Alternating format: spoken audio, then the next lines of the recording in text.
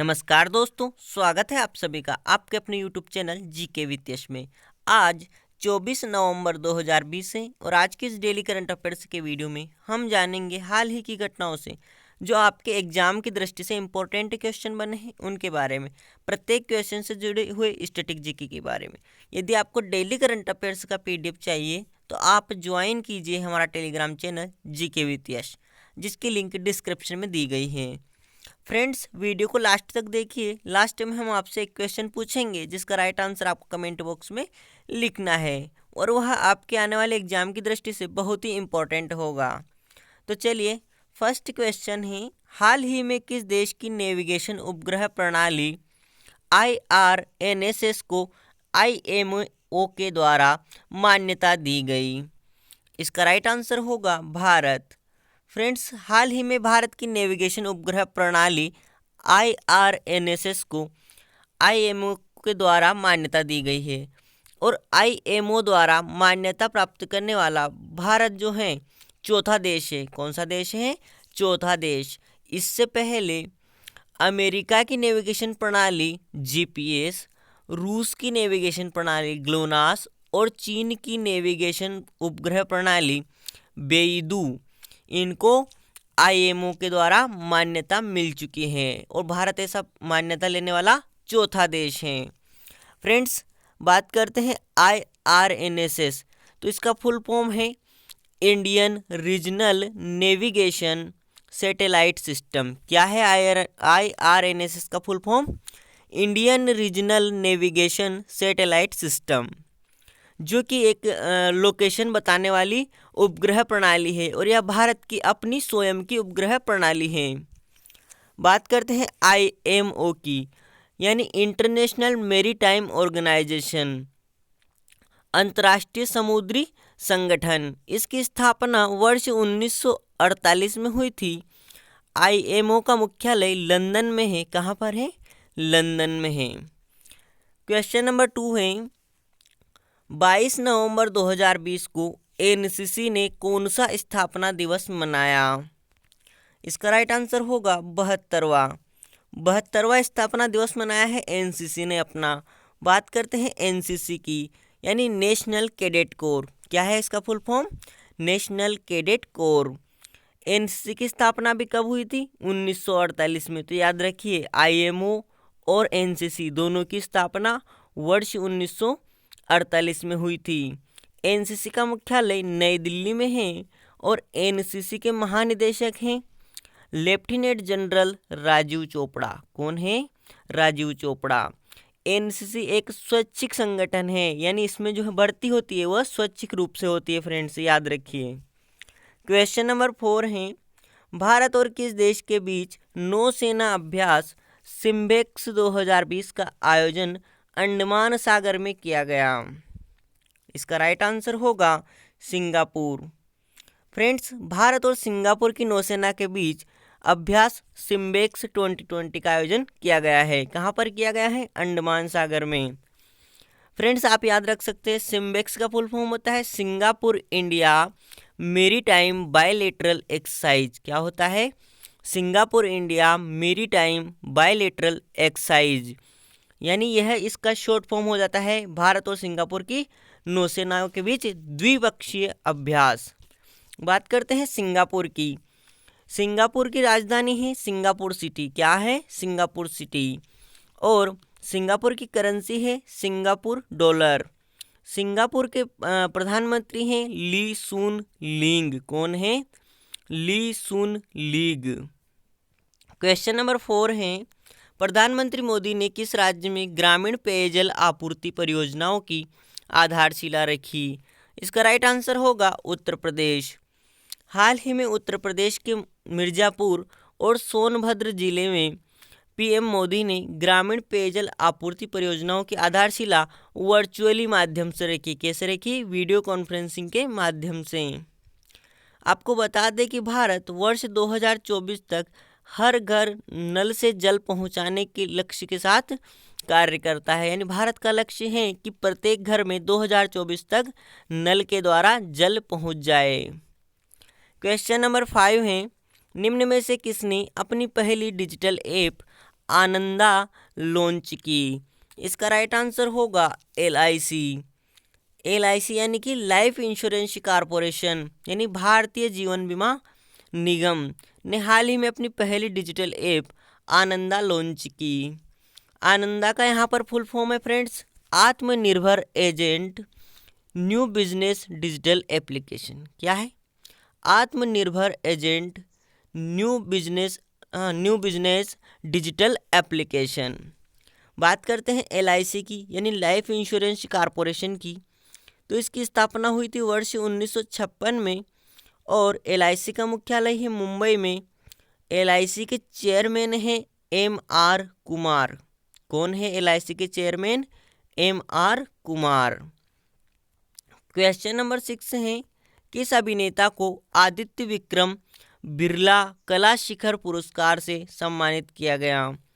इसका right answer होगा नसीरुद्दीन शाह। वयोवृद्ध अभिनेता नसीरुद्दीन शाह को हाल ही में आदित्य विक्रम बिरला पुरस्कार कला शिखर पुरस्कार से सम्मानित किया गया है। फ्रेंड्स, आदित्य विक्रम बिरला कला शिखर पुरस्कार जो है संगीत कला केंद्र के द्वारा वर्ष 1996 से दिया जा रहा है। कब से दिया जा रहा है? वर्ष 1996 से। यह किसके नाम पर दिया जाता है? यह आदित्य बिरला समूह के पूर्व अध्यक्ष आदित्य विक्रम बिरला के नाम से दिया जा रहा है। कौन थे ये? जो आदित्य बिरला समूह है, जो कि एक बिजनेस ग्रुप है, उसके अध्यक्ष के नाम पर इसको दिया जा रहा है।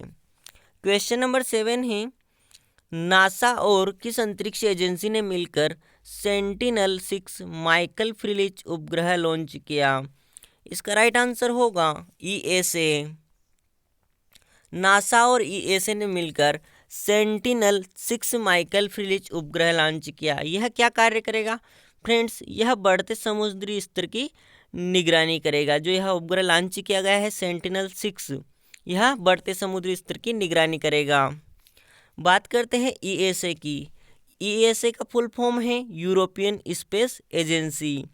यूरोपियन स्पेस एजेंसी की स्थापना वर्ष 1975 में की गई थी और इसका जो हेडक्वार्टर है वो है पेरिस में। कहाँ पर है? पेरिस में। फ्रेंड्स, ESA में 22 देशों की हिस्सेदारी है। कितने देशों की हिस्सेदारी है? यानी इसको जो संचालित करते हैं 22 देश मिलकर संचालित करते हैं यूरोपियन स्पेस एजेंसी को। क्वेश्चन नंबर 8 है, हाल ही में किस राज्य में हरे रंग की रोशनी बिखेरने वाली मशरूम की नई प्रजाति खोजी गई? इसका राइट आंसर होगा मेघालय। हाल ही में मेघालय में एक हरे रंग की रोशनी बिखेरने वाली नई प्रजाति खोजी गई है मशरूम की। फ्रेंड्स, मशरूम को कुकुरमुत्ता भी कहते हैं। क्या कहते हैं? कुकुरमुत्ता भी कहते हैं। यह एक प्रकार का कवक है। मशरूम क्या है? कवक है। बात करते हैं मेघालय की। मेघालय के CM हैं कोनराड संगमा। कौन है? कोनराड संगमा। वहीं राज्यपाल हैं सत्यपाल मलिक। क्वेश्चन नंबर 9 है, ट्विटर पर 1 मिलियन फॉलोअर तक पहुंचने वाला दुनिया का पहला सेंट्रल बैंक कौन सा है? इसका राइट आंसर होगा रिजर्व बैंक ऑफ इंडिया यानी कि RBI। RBI के ट्विटर पर 1 मिलियन फॉलोअर हो चुके हैं फ्रेंड्स, और यह ऐसा करने वाला दुनिया का पहला सेंट्रल बैंक है। दूसरे स्थान पर है US फेडरल रिजर्व, जिसके पास 6.6 लाख फॉलोअर हैं। तीसरे स्थान पर हैं यूरोपियन सेंट्रल बैंक। कौन है तीसरे स्थान पर? यूरोपियन सेंट्रल बैंक, जिसके पास 5.9 लाख ट्विटर फॉलोअर हैं। बात करते हैं रिजर्व बैंक ऑफ इंडिया यानी कि RBI की। RBI की स्थापना 1 अप्रैल 1935 को हुई थी और इसका मुख्यालय मुंबई में है।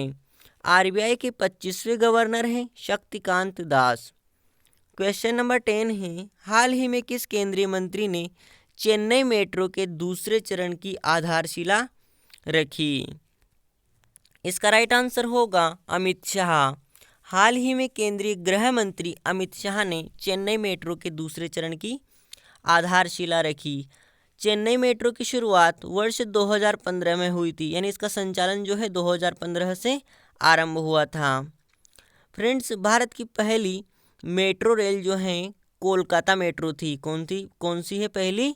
कोलकाता मेट्रो, और यह 1984 से संचालित हो रही है।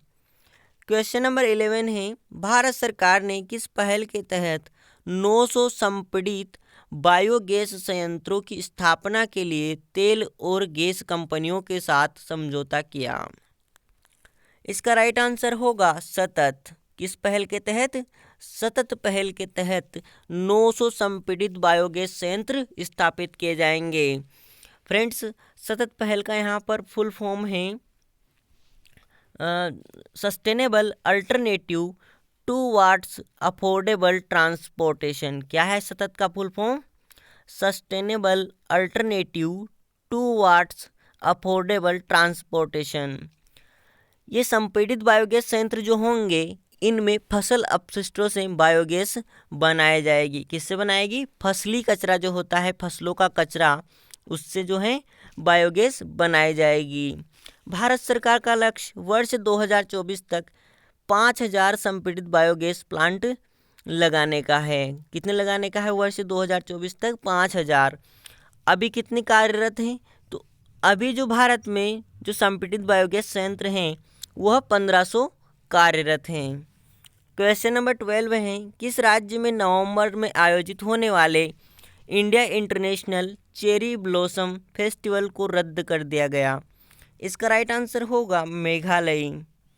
फ्रेंड्स, प्रत्येक वर्ष नवंबर में आयोजित होता है मेघालय के शिलोंग में India international cherry blossom festival, परंतु इस वर्ष कोविड-19 के कारण उसे रद्द कर दिया गया है।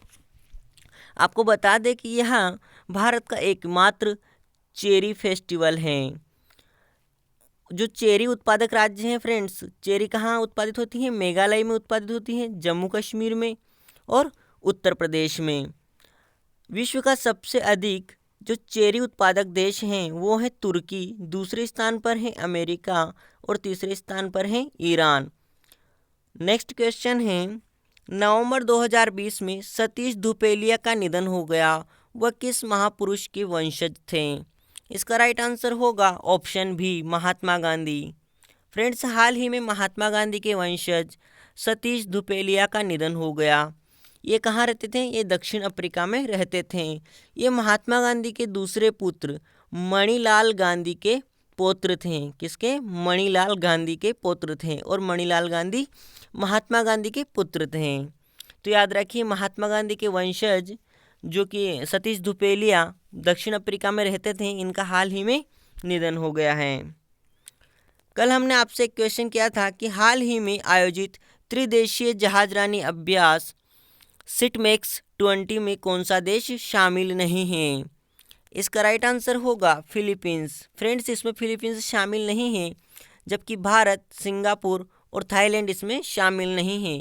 जैसा कि नाम से ही स्पष्ट है, एस यानी कि सिंगापुर, आई यानी कि इंडिया और टी यानी कि Thailand. Singapore India Thailand maritime exercise 20 इसका फुल फॉर्म हो जाता है। तो ऐसे याद रख सकते हैं फ्रेंड्स आप।